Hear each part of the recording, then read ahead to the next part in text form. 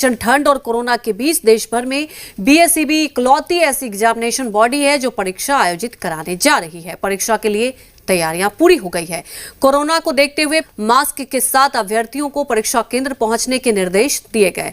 सरकार ने पूरा भरोसा दिया है कि हर हाल में पारदर्शिता के साथ मापदंड के साथ परीक्षा ली जाएगी। बिहार विद्यालय परीक्षा समिति पटना द्वारा आयोजित मैट्रिक और इंटर की परीक्षा में अब काफी कम समय बचा हुआ है। ऐसे में बिहार बोर्ड के द्वारा मैट्रिक और इंटर के बच्चों के लिए कुछ नई गाइडलाइन जारी की गई है, जिसे समझना आप सभी को जरूरी है। और आपको कैसे आप ओएमआर सीट भरेंगे इसके बारे में आपको बताया जाएगा। देखिए, गाइडलाइन में ये बताया गया कि ओएमआर सीट और कॉपी जो आपको मिलेगी उस पर आपके फोटो अंकित रहेगा। साथ ही इन्होंने ये बता दिया कि प्रश्न पत्र का क्रमांक छोड़ा तो आपको शून्य अंक दिया जाएगा, यानी कि आपकी कॉपी चेक नहीं की जाएगी। तो कौन ऐसी गलती है जिसे नहीं करनी है, आपको ओएमआर सीट को भरकर दिखाएंगे। तो इस वीडियो को आप लोग अंतिम तक देखें। कई जगह आपने ये खबर को देख चुके हैं, लेकिन इस खबर के माध्यम से हम आपको भर करके दिखाएंगे, जिससे कि आपको गलती नहीं करना, ओएमआर सीट में कैसे भरना है, जिससे कि आगे चल करके दिक्कत ना हो। चलिए आगे बात, सबसे पहले आपको समझा देते हैं कि इस खबर में क्या निकल करके आया हुआ है। देखिए, यहाँ पे बताया गया बिहार विद्यालय परीक्षा समिति के द्वारा कि इंटर और मैट्रिक वार्षिक परीक्षा को लेकर के स्टूडेंट के लिए कुछ महत्वपूर्ण गाइडलाइन जारी कर दी गई है। उन्होंने बताया कि इंटर और मैट्रिक के परीक्षार्थियों के लिए ओएमआर सीट पर और कॉपी पर उनका फोटो अंकित रहेगा। उन्होंने बताया कि जो बच्चे हैं जो परीक्षा देने जा रहे हैं, तो जो शिक्षक के द्वारा, यानी कि जो वहाँ पे शिक्षक है उनके द्वारा जो उनको कॉपी दी जाएगी और जो उनका एडमिट कार्ड होगा, उनसे उनका मिलान जरूर कर लेंगे अच्छे तरीके स्पष्ट रूप से कि उनका मिलान अच्छे से हो रहा है कि नहीं हो रहा है। कभी ऐसा होता है कि ओएमआर सीट जो आपका मिलता है और जो आपका कॉपी मिलता है उसमें आपका नाम या फोटो कहीं अलग हो जाता है। तो ऐसे स्थिति में आपको सबसे पहले आपको शिक्षक को सूचित करना है, जैसे कि वहाँ पे सादे ओएमआर सीट भी रखी जाएगी, जिसपे आपका मतलब कि कोई भी नाम, किसी बच्चे का नाम वहाँ पे नहीं रहेगा और वो आपको दिया जाएगा और आपको वह भर करके आपको देना होगा। कभी गड़बड़ हो जाता है, तो उस चीज को बिहार बोर्ड ने बताया। और उन्होंने बताया कि लगभग 5% ऐसी सादी ओएमआर सीट आपको रहेगी हर एक सेंटर पे।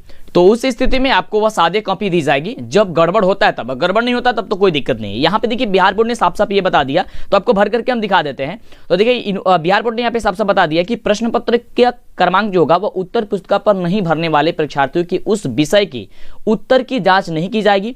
ऐसे में प्रश्न के लिए परीक्षार्थी को शून्य अंक प्रदान किए जाएंगे। यानी कि कहा कि अगर आप जो प्रश्न पत्र जो क्रमांक होता है अगर आप नहीं भरते हैं, उस समय आपकी कॉपी जांच नहीं की जाएगी।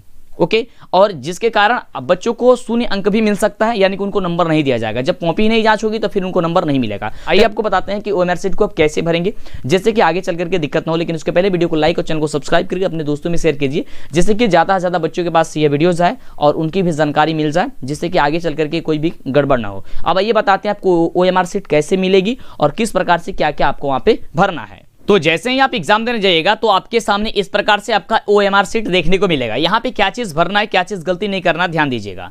यहाँ पे आपको बताना चाहेंगे आपका फोटो भी आएगा, लेकिन यहाँ पे बिना फोटो वाला आपको हम समझा देते हैं क्या क्या भरना है, जिससे कि दिक्कत ना हो। तो अब नया रूल लागू हुआ है कि आपका फोटो रहेगा।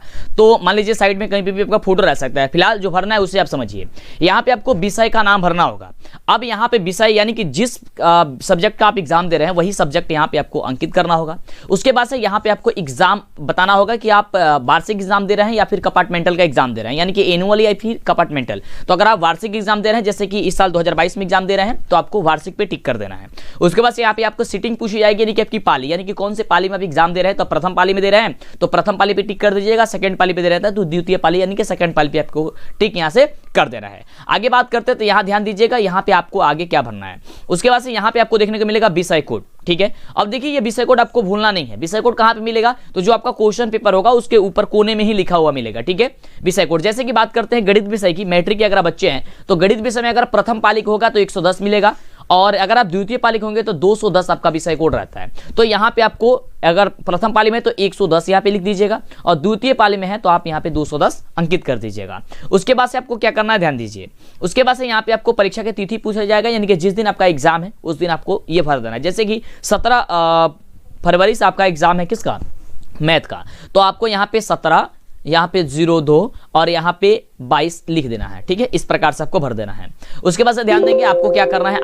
आगे आपसे पूछा जाएगा उत्तर देने का माध्यम आपका क्या। और यहाँ पे देखिए बच्चे काफी ज्यादा कंफ्यूज रहते हैं, गड़बड़ कर देता है यहाँ पे। तो देखिए उत्तर देने का माध्यम है, आप अगर हिंदी में एग्जाम दे रहे हैं तो यहाँ पे लिखेगा देवनागरी। ठीक, क्या लिखेगा, देवनागरी लिखिएगा। ठीक है, देवनागरी लिख दीजिएगा, बस इतना हो गया।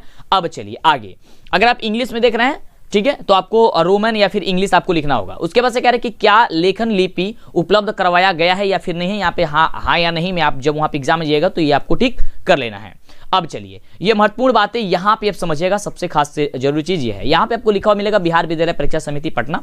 इस प्रकार से यहाँ पे आपको रोल कोड मिलेगा, रोल नंबर मिलेगा और विषय कोड मिलेगा। इसमें आपको गड़बड़ नहीं करना है। वैसे तो आपने विषय कोड यहाँ पे भी भरा है, लेकिन यहाँ पे भर करके आपको गोला करना है, यानी कि रंगना भी है। यहाँ पे सबसे पहले आपको यहाँ पे रोल कोड अपना भरना है। तो रोल कोड आपके एडमिट कार्ड पे दिया हुआ रहेगा, उस रोल कोड को यहाँ पे आपको लिख देना है। जैसे कि यहाँ पे हम कोई भी एक रोल कोड लिख देते हैं, ठीक है, 93,523, ठीक है, ये रोल कोड हो गया। अब इसको देखिए गोला कैसे लगाना है। इसके सामने ये सबसे पहले 9 लिखे, तो इसके लाइन में देखिए 9 कहाँ है, तो सबसे नीचे है। तो इसको आपको क्या करना, अच्छे प्रकार से, मतलब कि बहुत ही बढ़िया प्रकार से इसको क्या करना है, आपको गोला इस तरीके से लगा देना है, ठीक है। चलिए, अब इसी प्रकार से दूसरा वाला क्या है, 3 है। तो 3 के, अब देखिए इसके सामने जो 3 होगा इसमें आपको गोला लगाना है। 3 कहाँ है, यहाँ पे है। तो इसको आपको क्या करना, अच्छे प्रकार से इसे आपको रंग देना है। इसी भी प्रकार से जो भी है, यहाँ पे 5 है तो 5 को रंग दीजिए। तो आप जैसे ही आप, मतलब आपके सामने OMR शीट मिलेगा, तो आपको इस तरीके से सब चीज को क्या करना, रंग देना है। और कभी बच्चों को दिक्कत होता है कि सर कौन से पेन से हम इसे रंगेंगे, तो देखिए आप ब्लैक पेन या फिर ब्लू पेन का यूज कीजिएगा। और एक चीज, बाल पेन का यूज कीजिएगा आप लोग, ठीक है। जो आपका जेल पेन होता है, जेल पेन का यूज कदापि नहीं करना है, ठीक है। जेल पेन करेंगे तो फिर दिक्कत हो जाएगी, क्योंकि ये चीज आपके कंप्यूटर से चेक की जाएगी, कंप्यूटर में आपका स्कैन नहीं हो पाएगा अगर आप जेल पेन का यूज करते हैं तो, ठीक है। तो आपको बाल पेन, देखिए बाल पेन कौन होता है, जिसपे देखिए पेन पे खुद लिखा रहता है बाल पेन, या फिर लिंक वगैरह का जो पेन होता है, फ्यूजन वगैरह का जो पेन होता है, इस पे आपको बाल पेन लिखा होता है, ये बाल पेन होते हैं, ठीक है। तो जेल, बस इतना ध्यान है कि जेल पेन का यूज नहीं करना, बाल पेन का यूज करना, यानी कि आप लिंक हो गया, कोई भी पेन हो गया, आप उसका यूज कर सकते हैं, ठीक है। उसी प्रकार से यहाँ पे आपको रोल नंबर लिखना है, रोल नंबर लिख करके यहाँ पे भर देना है, फिर विषय कोड यहाँ पे लिख करके भर देना है। ये सारी चीजें तो आपसे हो ही जाएगी। अब आगे आइए, आपको समझाते हैं आपको क्या करना है। यहाँ पे आपको पंजीयन संख्या यानी कि रजिस्ट्रेशन नंबर आपको लिखना होगा, जो कि आपके एडमिट कार्ड पे ही दिखाया गया होगा। तो आपको यहाँ पे रजिस्ट्रेशन नंबर, जिस प्रकार से यहाँ पे बॉक्स है, इस बॉक्स में आपको भर करके आप फिर आपको क्या कर देना है, यहाँ पे गोला लगा देना है, अच्छे तरीके से इस गोले को भर देना है। चलिए, इतना काम हो गया। इसके बस यहाँ पे विषय कोड रहेगा, तो विषय कोड जो हमने बताया, जो आपका विषय कोड है, विषय कोड लिख करके उसके सामने फिर उसे भी रंग दीजिए। अब यहाँ पे एक चीज देखिए ध्यान से, यहाँ पे विद्यार्थी का पूरा नाम पूछा जाएगा, ये नहीं परीक्षार्थी का, तो आप अपना यहाँ पे पूरा नाम लिख दीजिएगा। आपका पूरा जो होगा सब्जेक्ट, यानी कि सब्जेक्ट का पूरा नाम लिखिएगा। देखिए जैसे मैथ है, मान लीजिए मैथ है, तो मैथ को मैथ मत लिखिएगा, मैथमेटिक्स लिखिएगा अगर इंग्लिश में लिखना है तो। गणित को गणित लिखिएगा, ठीक है, हिंदी में अगर आप लिख रहे हैं तो इस तरीके से, यानी कि पूरा, जैसे शॉर्ट फॉर्म मत लिखिए। जैसे कि मान लीजिए कि फिजिक्स होता है तो PHY लिख देते हैं, तो इस तरीके का मत लिखिए। फिजिक्स है तो फिजिक्स लिखिए, केमिस्ट्री है तो केमिस्ट्री लिखिए, शॉर्ट फॉर्म मत नहीं लिखना है, पूरा नाम लिखना है। उसके बाद से कह रहे हैं कि रोल नंबर जो है आपका वर्ड में लिखना है, वर्ड में आपको यहाँ पे रोल नंबर लिखना है, ठीक है, वर्ड में, यानी कि शब्द में आपको रोल नंबर लिखना है, ठीक है। चलिए, उसके बाद यहाँ पे अंक नहीं लिखना है, एक चीज ध्यान रखिए, यहाँ पे अंक में नहीं लिखना है, आपको शब्द में लिखना है, यानी कि वर्ड में लिखना है। जैसे 1 है तो 1 लिखिए, 2 है तो 2 लिखिए, 3 है तो 3 लिखिए, मतलब मीनिंग लिखिए उसका। जैसे 1 तो ONE1, 2 TWO2, इस तरीके से आपको अंक यानी कि वर्ड लिखना है। चलिए, उसके बाद से यहाँ पे आपको क्या कह रहा है कि परीक्षार्थी का सिग्नेचर, आपको जो कैंडिडेट है, सिग्नेचर ऑफ कैंडिडेट्स, यानी कि आप एग्जाम दे रहे हैं तो आप अपना यहाँ पे सिग्नेचर करेंगे, ठीक है। क्या करेंगे, यहाँ पे आप अपना सिग्नेचर करेंगे। इस तरीके से जब आपका सिग्नेचर हो जाएगा, उसके बाद से आपके जो टीचर होंगे, आपके क्लासरूम में लगभग 2 से 3 टीचर होंगे, यानी कि एक रूम में लगभग 3 टीचर होते हैं। अगर बड़ा रूम होता है तो छोटा रहता है, हो सकता है कहीं 2 टीचर हो सकते हैं, लेकिन एक रूम में कोशिश की जाती है बिहार बोर्ड के एग्जाम में कि कम से कम 3 टीचर तो उसमें होते ही हैं, नहीं होते कम फिर भी 2 टीचर आपके होते हैं। तो वे टीचर क्या करेंगे, कोई भी टीचर आपसे आकर के ये सारी चीज जांचने के बाद से वो क्या करेंगे, यहाँ पे अपना सिग्नेचर कर देंगे, ठीक है।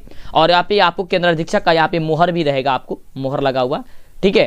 तो ये इस तरीके से क्या रहता है, आपका पूरा का पूरा OMR शीट रहता है, और इस तरीके से OMR शीट को भरना है। जब आप इस तरीके से भरिएगा तो कोई गड़बड़ नहीं होगा। जब आप क्वेश्चन पेपर को सॉल्व कीजिएगा, तो क्वेश्चन पेपर को सॉल्व करते समय ध्यान दीजिएगा, आपको 50% यदि आपको उत्तर देना है तो 50% ही प्रश्न का आप उत्तर दें, यानी कि 50%। मान लीजिए कि 100 ऑब्जेक्टिव है और आपको देखिए 1 से लेकर के 100 तक आपको गोला रहेगा, ठीक है। तो आपको किन्हीं 50 प्रश्नों का जवाब देना है, तो किन्हीं 50 प्रश्नों को ही गोला लगाएं।